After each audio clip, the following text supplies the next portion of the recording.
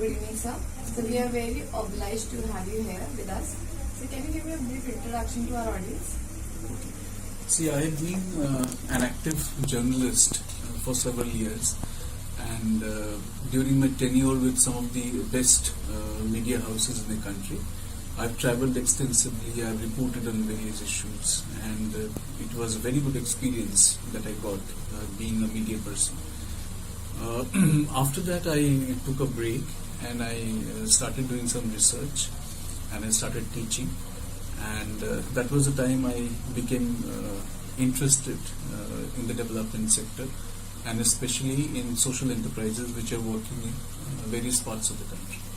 So that grew as an interest area, and my PhD was also in that particular area. And today I work with several social enterprises in the country. I co-create with them. I mentor many of young social entrepreneurs who are doing some good work in the country. I travel often and interact with these people, listen to their stories, listen to their challenges, and it's a learning process for me. Every time I go and meet a young change maker. And that's what I also try to share with students as well. I try to motivate them to become, job creators and take up some initiatives in the social sector. So may I know what kind of stories are they, like what the people share with you? So different kinds of stories. For example, somebody who's working in the area of mental health. The way this person was motivated to start working with people who have these kinds of issues.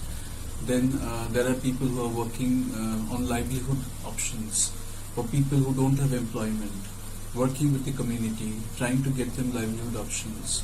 People working on gender, people working on child rights, people working on a lot of things, which are currently, very important social issues in the country.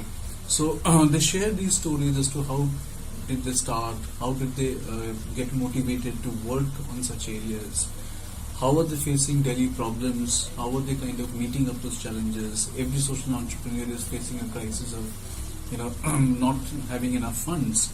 So how are they going and convincing people, how are they getting money to run their resources, to run their enterprises. So all that is a very rich learning process that you don't learn from books, but you actually learn from the ground.